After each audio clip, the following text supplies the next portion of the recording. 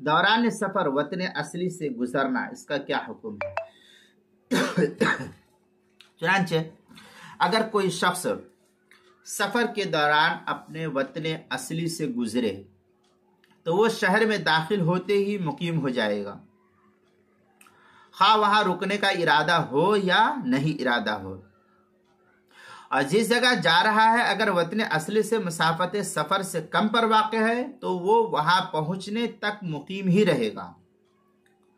और अगर वो जगह वतन असली से मसाफत सफर पर वाक़ है तो वतन असली की आबादी से निकलने के बाद फिर वो शख्स मुसाफिर शुमार हो जाएगा।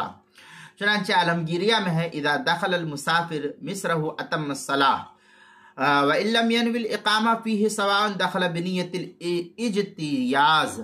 इस तरीके की इज्तियाज और दखलहु लिक़दाइल हाजा, इस तरीके की इबारत जो है आलमगीरिया में अलजौहरतुन नय्यरा से नकल की है। पहली जिल्द सफ़ा 162, 142 फतावा तातारखानिया, दूसरी जिल्द सफ़ा 33 किताबुल मसाइल, पहली जिल्द सफ़ा 562 पर भी इसको नकल किया गया है।